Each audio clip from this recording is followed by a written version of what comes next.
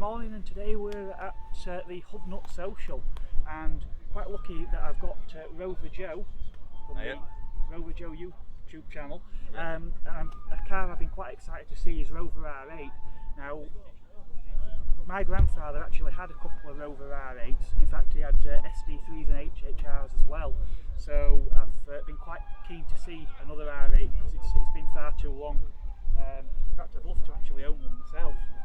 So we've got here a 214 SLI, which was near enough top spec at the time, wasn't it, Joe? Yeah, you had the SLI. It was more of a mid-range, and you had your GSI, which is more of a top spec, and then earlier on in the R8 lifespan, it was the GTI, what was probably the top dog. Yeah, yeah. So, yeah. I know they changed things. The GSI initially was a 5-door, weren't it? And the SLI spec, the GSI spec almost became the SLI, I think, later on. Yeah, that was it. Yeah. So the GSIs were the 3-door, weren't they, on these later cars? I'm not too sure actually. I think they were both 5 and 3-door. Right. I don't know, to be honest. I'm not too sure. Yeah. Obviously, yours is a 214, so it's the twin cam K series engine in this. Yeah. So, I know they did gain a bit of a reputation, but I think generally they were a good engine. It was just issues with cost cutting and then head gaskets later on, weren't it? Yeah, the early ones were really good. However, as you said, cost cutting and stuff led to gasket failing. There was a lot of little things that led on towards gasket failing. It's like plastic dowels they used, and it was just little things like that that made it a flawed engine. Yeah, yeah. But well, no, yours looks in remarkably good condition. Yeah, picked it up for £800. Yeah. And it's been good ever since. Yeah. Not sure of it whatsoever. They're still criminally cheap, aren't they, really, for what they are? Very a lot cheap. Of car. Very cheap for what they are. Yeah. Yeah. However, prices are starting to slowly go up. Yeah. I've noticed some of them. I've noticed some of them are around the 2,000 range now. Yeah. But they're for the like GTI ones. Well, the GTIs, the 3-doors, the Tomcats, some of those are going for silly money now, aren't they? Yeah. That's it. Yeah. I know you've on your channel. I saw you did some work on the door cards on this car. I didn't realise, but apparently they're prone to. Basically what happens is in the hot weather. If you lean your arm on the door card, what happens is it softens the door moulding because it's made over like a backing board. You know, like it's like hardboard basically. Yeah. And what happens is over time it degrades, gets weak, and starts to crumble. So it's not really the best thing because I know they like to leak as well around the rear lights. Lets moisture in. That makes the door cards. Soggy, sort of. I know the tyre wells fill up sometimes on them, don't they, as well? They do, so yeah, you've got water standing in there. And stuff. Luckily that one doesn't leak. Yeah, very good. Doesn't leak. Very good. Let's take a look inside then, and because the interiors I think really are the party piece on these cars, aren't they? Yeah, they're very nice. Yeah? Yeah. Excellent.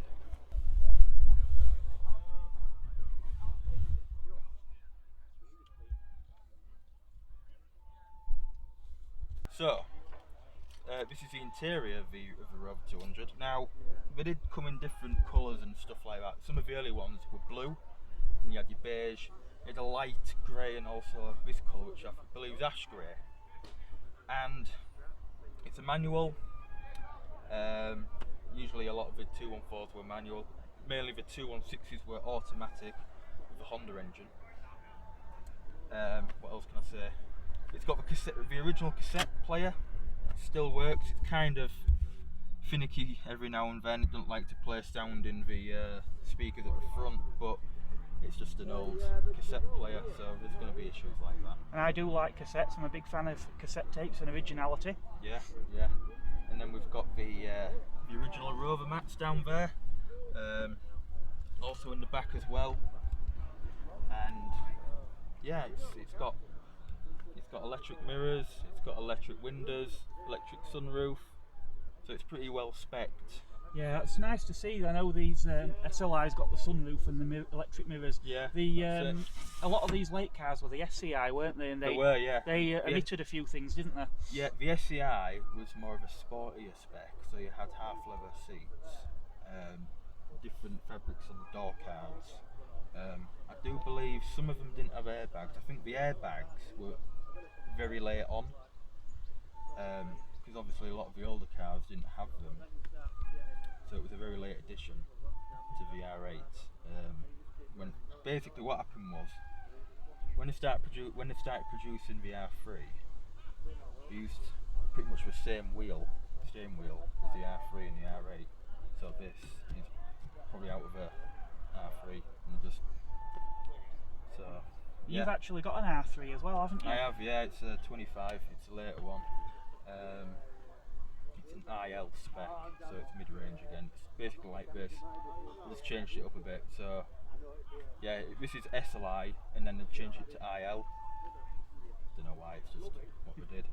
But that's got the same stuff: electric mirrors, electric windows. Doesn't have a sunroof, which, to be fair, is a good thing. Because I like to leak. One thing I do prefer about these R8s, though, with the exception of the very, very late ones, is this dashboard. I know some got the bubble dash from the R3. They did. But that T-shelf, I mean, we can't not talk about that T-shelf. I mean, it's one of the things these cars are most famous for, isn't it? It is, yeah. T-shelf with the rubber mat. Yeah, it's the one. It's good. Because I know what happened was, once they started producing the R3, they basically got rid of this dashboard and used the R3 dashboard for bubble tools. Yeah. So what they did was they got rid of the old R8 hatchback and the 400 and made the Estate, the Cabriolet and the Coupe bubble dash. That's right. After 95. So presumably the R3 and the R8 must be the same width then, they're is interchangeable. Actually, there's an interesting thing. The R8 and the R3 have the same front end underneath. Right. The same bulkhead, the same inner structure. It's just down the centre where they've made it different. Right, I didn't know that. So yeah, this dash form could probably, I don't know, you can fit into an R3. I've never done it, probably never will, but could well actually work. That would be quite interesting to see. Yeah. So, but yeah, obviously, like I say, a really nice spec car, very similar to the one of the ones that we had in the family. So we've got this nice velour trim. Obviously, the earlier SLI spec had different upholstery, didn't they? These are more like the early GSIs were. Yeah. So yeah, really, really nice. Okay, let's have we better have a look at that K-Series one. Yep. Obviously, this being a later car as well, we get the Rover grille. Apparently, a lot of people retrofitted these, didn't they, to the cars? They did, yeah, and a lot of people have got rid of them as well. Yeah. A lot of people aren't keen on them. Yeah. I'm leaving it on because I'm not a fan of it, but I'm leaving it on because it's original. Yeah, which makes sense. Was it the 400s that got them originally, and then 400 haven't had them originally just to try and make it look a bit more upmarket. Yeah. Than the 200. Yeah. And then they started fitting them to the 200. Yeah, excellent. So the K-Series then? Yeah. It's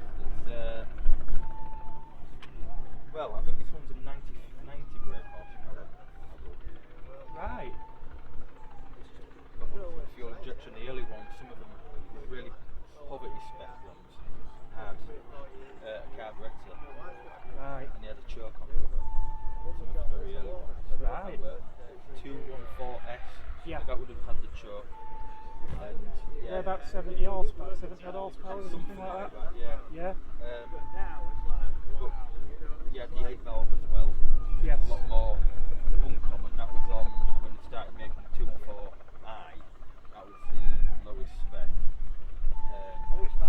They did change the engine quite slightly. You had airbox here, and then it came over the engine like that. Yeah. You had the old Rover 80s style typography on the cover there. Yeah, excellent, excellent. But no, it looks in remarkable good condition actually. Really, really nice. It's been nice getting to be reacquainted with an R8 after far too many years, and I think if I had the space on the drive, I'd definitely like to have one of these myself. Well, thanks again, Joe, for showing us around your car, and for the viewers at home, your channel is Rover Joe. Yeah.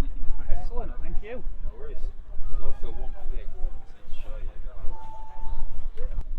It's even got Rover branding on the side. It has. Brilliant. I've never seen anything like that before. So this morning we're at the Hubnut Social, and already there's a fantastic turnout of cars, and there's just more queuing coming in, so it's going to be a really good day. So many fantastic mediocre looking cars already, and having missed Festival of the Unexceptional, I'm really glad to be here today. There are lots of great cars here today, but one I really want to focus on is this F registration. It should be around 88, 89, Renault 5 GTS. GTS was fairly middle specification. They had the 1397cc 8 valve carburettor engine in. Obviously later on Renault did do a 1390 injection in the run-out campus models, as featured on this brochure here on the right. Obviously we've got a nice phase 1 brochure there, and a phase 2 brochure, which I think would have been probably an 89 one, 88, 89. So yeah, the GTS, you still got the grey moulded bumpers all the way around, but you got the chrome rubbing strip. This one's obviously a 5-door version. Now my first car was a 3-door Renault 5. It was a TL, which was slightly below this one. So the GTS added a few things like these petal-shaped seats, which are very nice. This one has actually got electric windows and central locking. Very luxurious. I think they might have come on the autos. It might have been optional on this model. Obviously we've got centre air vents as well, which again my TL didn't have those, so it was only GTL on phase 1 or these GTSs in the phase 2 that got those. The car has a sunroof as well. I'm not sure whether that would have been from factory or not. And the two-piece split grille at the front as well was something that featured on GTS and above. I think they're the original wheel trims as well for that model. So this one really looks in remarkable condition. I would have very much liked to have spoke to the owner if he'd have been around. So the instruments in this one, strangely, were unique to this trim. They had a little bit more in there than on the basic cars. This probably isn't focusing very well through the glass, but they omitted the rev counter that you would have seen in the higher spec cars. But nonetheless, it's still a very nice and quite well spec car for this class in the 1980s. Now, that's not the only Renault that's caught my eye. Got this fantastic Renault 25 executive trim as well, which I'm not sure where that put it in the range, but TXE I think would have probably been a fairly highly spec car. We've got obviously a full leather interior in here as well. These really were, a limo type car for the time. Obviously, just look at that switchgear, and it's so 80s. Automatic transmission. We have got a modern, fairly modern head unit in there. Some of the factory ones were really interesting. They were like a double stack hi-fi. Not sure which engine this one had. I think they were available with sort of 2 litre of V6. Might have been some smaller ones. I'm not sure if the 1.7 was ever in these cars or not. They were used in the 21, which was also quite a large car. Now, something else to note in here, like I said, this is a car from the 80s. We've got, if this will focus, fingertip radio remote controls behind the steering wheel. Obviously that trickled down, and these days you find that in pretty much every car, but in the 1980s that would have been incredibly advanced tech. This is quite a late one on a J registration, so this would have been a very early 90s model. possibly one of the last before the Safran took over.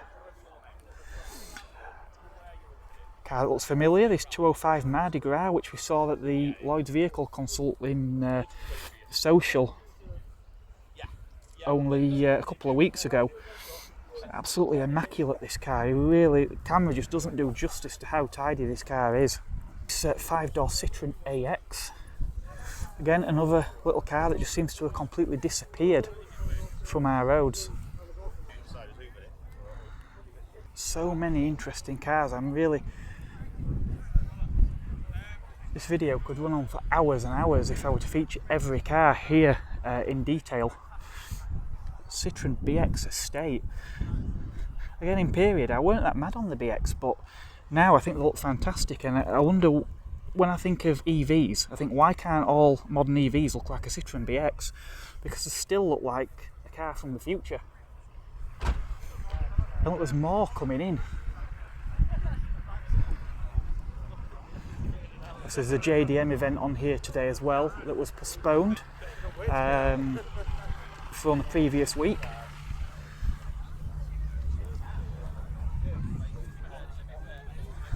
So it's really great range of vehicles here today.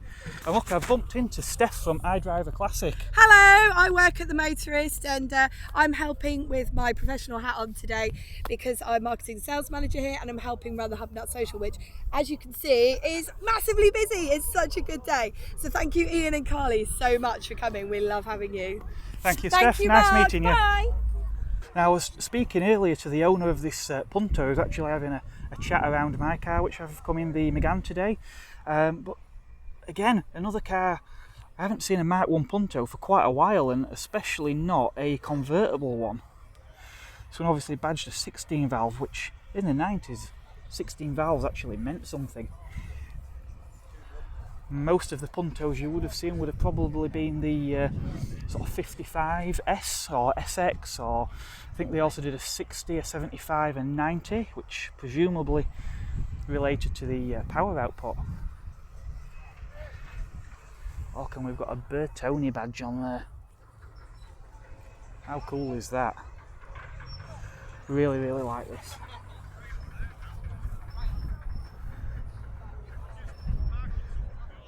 But obviously no longer on trend, because these days everything seems to be an SUV. Oh, a Laguna 2. You might seem one of the more modern cars here, but I actually owned a Laguna 2, a facelift version of this car. This one being a fairly lowly 1.8 16 valve. They did do a 1.6 on these early cars as well. So yeah, I think that could, by the looks of it, I think is a dynamique spec, which would have been fairly middle of the road. But yeah, these were meant to go head to head with the Mondeo, but in terms of refinement and luxury, they really could compete with a class above. But in true French style, Renault rushed it out, and a lot of the electronics on these earlier cars weren't great. Thankfully, they were better on my phase 2, but that's another story. Mustang. I do seem to keep seeing Mustangs at shows. Of course, and you always see Minis at shows because, well, it's just one of those cars you always see. Is that a Honda? These are Concerto, I think. Obviously the Honda version of the Rover R8, which I believe were actually built in the UK. And it's got this lovely black leather interior, which looks in really good condition. Looks really nice in there.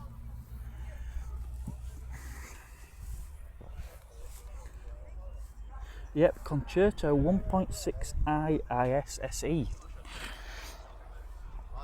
Very nice.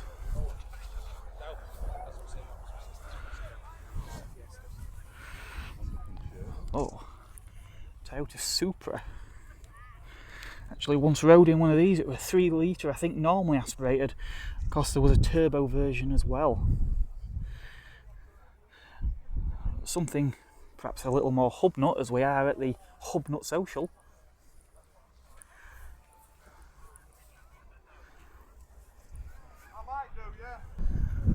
This is Cento. sporting. I think we'll be seeing probably a lot more of those tomorrow, because after this event I'm rushing off to Kent in the 500 for Festival Italia, the JDM event, but that's not what we're here for. I know if Mr Lloyd was here, he'd have about 10 parts to this video, I would imagine, and he would tell you everything about every car here, but I'm not going to do that today. Really, it's just going to be a quick walk around with a focus on certain vehicles. Don't really know a lot about this generation of BMW, but that does look quite a nice one.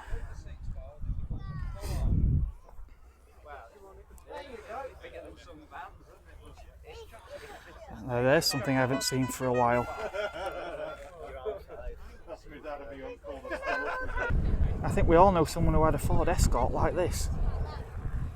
It's a 3-door, and I'd say probably a fairly basic spec one as well. Oh yes, not even a 1.4, it's a 1.3 popular. Actually, I had a friend whose grandfather had a blue one of these. It was a 1.4 though. I'm not sure if it was a popular. It was a few years older than this as well. So, as you know, we're at the Hubnut Social. I've bumped into Alison. Hiya!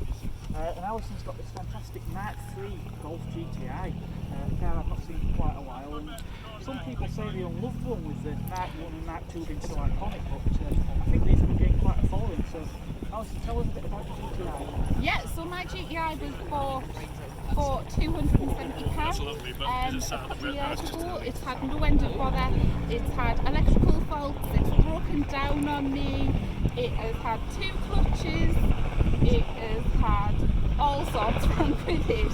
We have been chasing electrical gremlins recently, and that seems to have been sorted, but I absolutely love it. This is my second Mark III. My other one is a Mark III GLI, which I absolutely adore. That was my first car, and I passed my driving test in it, and this one is my daily driver now. Daily driver. Sitting on 214,000 miles now. Yeah. What's 98? Yeah, it's 98. So this is a partial plate of my other car, but they're both R edges, so the 98, yeah. 1,000 miles, still going strong. Still going strong. Still going strong. Well, I'm going to go have a wander around, but you have some social media. I do, yeah, I'm Izzy Wizzy Roo. I have my own business where I sometimes post about my cars as well. You can find us on TikTok and Facebook and Instagram. Brilliant, so if you like your Mark III Golf, check that out. Thank you. Thank you very much. Thanks. It wouldn't be a Mr Quirk from Planetauto. It wouldn't be a car show without bumping into Planetauto. Likewise, Mark. Likewise. I've just seen your car over there as well. Excellent, excellent. I've already spoke to Annabeth as well. Have you? Saw her hobbling around earlier. Yeah, yeah. Ooh, Scirocco. It's like a kid in a sweet shop. There's too much to see, isn't there? Oh, have you seen this? It's a 1.3 popular Yeah. with Recaros, a boost gauge, and a big exhaust. Oh, I noticed it was a fairly lowly spec car, but I didn't see all the It's aftermarket actually mods. a Series 2 RS Turbo, by the look of it. Brilliant, Yeah. brilliant. Excellent. It's only when you look around it you actually see it, because you think sleeper, and then you look and he's put the wheel trims on, so if there's any calipers or discs or whatever hidden, well, you're just not going to see them, so it's proper sleeper. Excellent. Right, well, we're going to have a wander around because I'm not getting very far. Nice seeing you again. Yeah, I know, likewise. Now here's a car I recognise, this 2CV. I am pretty sure belongs to my friend Ben, who I've not seen around as of yet. Oh, are you talking about your age, man? Oh, look at this one, we've even got Citroen's service Citroen on the back. Remarkable. Oh, a Reliant saloon version. I don't think I've seen one of those. Camper. £450. £450 negotiable. So we're already a good hour and a half, well, a couple of hours in now, and people are still coming in. The Bond Bug, I'm not sure if I've seen this one before or not. I did see some the other week.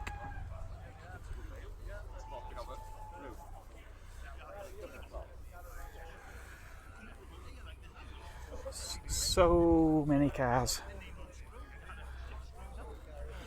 We've got a few American cars here as well. One I've definitely had on the channel before when I've been here at the Motorist. But the real surprise is that Mr Seabrook's Ford, affectionately known as Betty, appears to have made it after a slight off quite recently, which is really surprising. He's probably had to get parts from Australia, I would have thought, or New Zealand, unless somebody in the UK has, another owner has had some. But remarkable that car is back on the road again. So we're at the Hubnut Social and we bumped into Mr Ian Seabrook. You probably know his channel if you know mine, because he's far more successful than I am. Oh, only through time, I'm sure. And remarkably, he's got Betty back on the road as well. Here she is. Here is Betty. Come all the way from New Zealand. Excellent. And, had some excitement getting here. I used to spin her in a ditch the other week.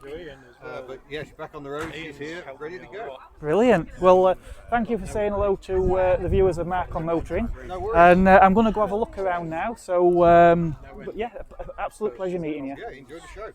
Getting extremely busy here now. I've just spent a bit of time speaking with Mr Ian Seabrook of Hubnut and Miss Hubnut as well, who I didn't ask to come on camera because she's very, very busy working in the Hubnut store. So, but at least we got to say hello. So another Golf here, a Mark IV Cabriolet. Again, another car. I just cannot remember the last time I saw one of these. But there's more. Look at this. We've got a Corolla. We've got an MG Maestro. I think Mr Lloyd rather likes these.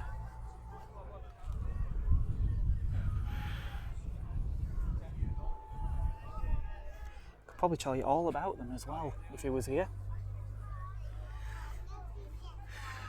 I was talking to a gentleman earlier who owns this lovely Citroen, exclusive spec as well, so quite a nice one.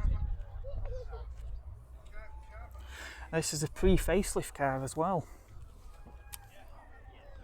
It's perhaps even more of a rarity today.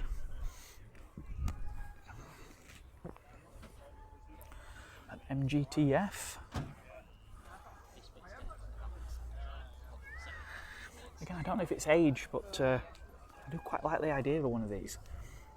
Take the seats out at the back and you've pretty much got a van. I think I've seen this car before. I think Mr Seabrook's done a road test on this. I don't know anything about it personally.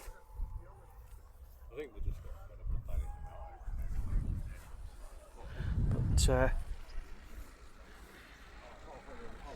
yeah, again, this is what really Hubnut's all about. Enlightening us with knowledge on things like this. 1985 Skyline. This probably confused them at the gate on the way in, because it's both Hubnut, but it could have also just as easily been going to the JDM show, which is down the other end of the field, which was actually postponed until today. Oh, Rover 75, as you know, I do like a Rover 75. Another one I think we've seen before, which belongs to a nice gentleman that I've seen here in the past. A really immaculate early, fairly base spec 75, but delightful nonetheless. Dacia MCV Logan. I was actually quite tempted to buy one of these. Another Citroen Bx again. In period, I just really wasn't taken by the styling, but now I think they look absolutely fantastic. I wonder if anyone's done an EV conversion on one of these, even now that I'd work with all the fancy powering all the fancy hydro pneumatic suspension as well.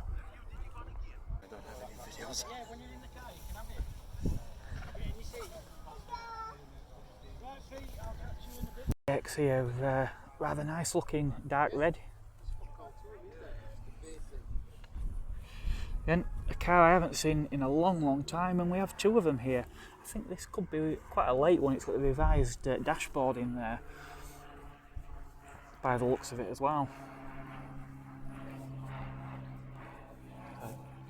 AX Dimension, so yeah, an R registration, so that's quite a late one.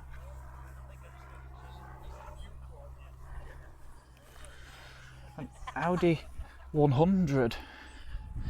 So it's an estate. I don't know if did they call them an Avant at this point. I don't really know Audis. If you know Audis, let me know in the comments. That's a big car, and I imagine very streamlined. I think the 100s were actually known for quite a low drag coefficient in their day.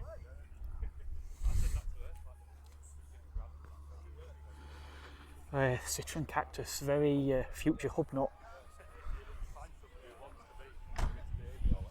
Strangely quite like those. Another 2CV over in that back corner there. A comma that I've seen before that's got a Dodge V8, I think it is, in the back. Really interesting vehicle. I say I've got that on another video. Another Mark III GTi.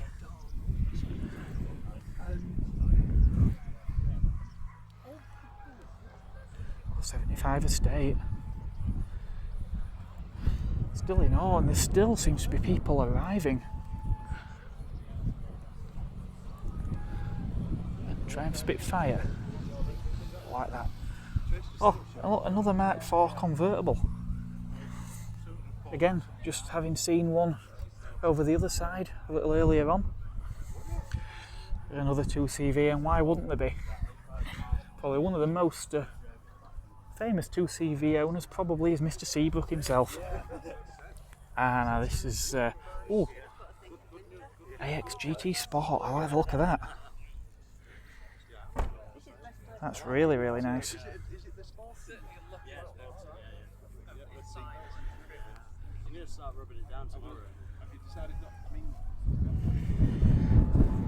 I always say I'm not a Ford mega fan, but I do like a Sierra.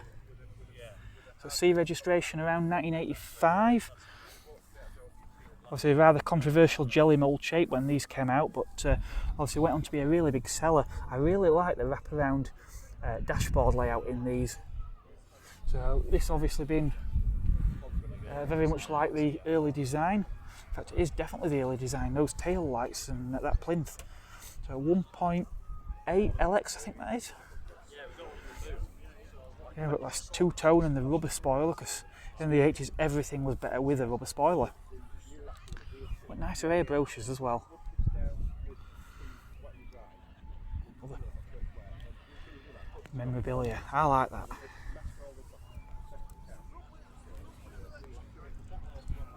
Ooh, I also spy a Mark III Cavalier SRI. Again, another brand. I was never really into Vauxhalls, but Cavalier was quite a popular car, and I did like them. Quite nice styling, quite unoffensive. Of course, there was the GSI versions as well, but yeah, these SRIs were quite popular. And of course, some more lowly specs as well.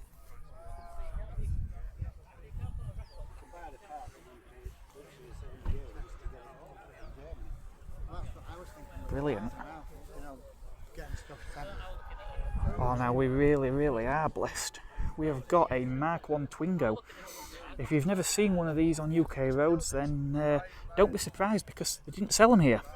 These were left-hand drive only, so you used to see them obviously all over France, and also in often in the southeast of the UK you used to get these cars. I don't know whether they were day trippers or whether there were people down there that actually bought them and to drive around, but effectively was the replacement for the Renault 5, but as a sub-model to the Clio. Oh, look at the sunroof as well. But what actually happened is, in the UK they just kept the Renault 5 going, so we got down to the Campus Prima spec, which had the 1390 injection engine, but was a fairly basic spec car. But anyone that wanted a cheap car with a 5-speed gearbox, because the base model Mark I Clio's only had a 4-speed gearbox still, with a 5-speed option, they were appealing, and we did actually have a couple of those in the family. But had this been available, we may well have ended up with one of these. I haven't seen one of these in the metal for a long time.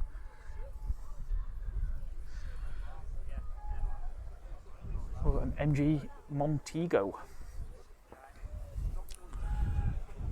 And of course it's got lattice style alloys because, well, it would have.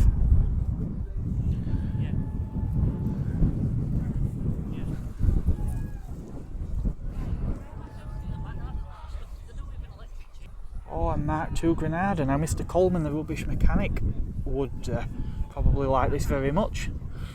So badged as a gear.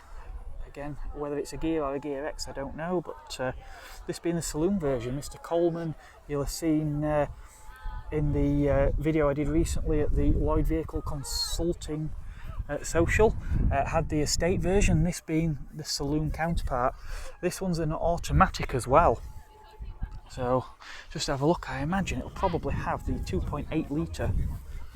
Yeah, it is 2.8 gear, so it'll be the Cologne V6.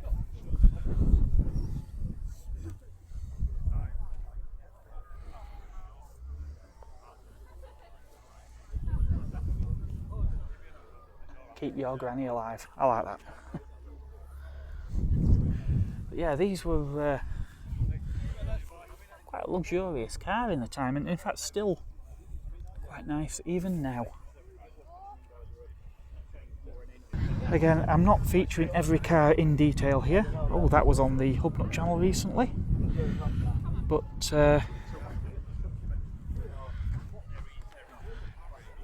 yeah, the Nissan Stroke Alpha. Again, Hubnut's done a review on this quite recently, so if you want to see that, I suggest you check out, head over to the channel and check it out. So that's the Hubnut Social at the Motorist hub at Sherburn in Elmet near Leeds, 2021. So I'll be rushing off shortly because I've got to swap cars over to the 500, and then I'll be heading down to Kent because tomorrow is Festival Italia at Brands Hatch. But obviously I couldn't head off and not come to the Hubnut Social, especially when it's about 10 miles away from home. I'd have definitely regretted having not come. And I've seen some amazingly ordinary cars here today. I think I was saying to someone earlier that sense of occasion has gone where you used to see a prestige car or a supercar years ago, and it was a real rare sight, whereas now everywhere seems to be Ferraris and McLarens and Range Rovers and BMWs. But things like the humble Cavalier, I mean, how much longer are we going to have the Insignia? The Mondeo's obviously gone already. That's Forerunner, the Sierra. Yeah, how much longer are we going to have cars like this? And a whole generation are going to miss out on this sort of thing. So yeah, it's been really wonderful to see this. So when I catch up with you again, I will probably be en route to Kent.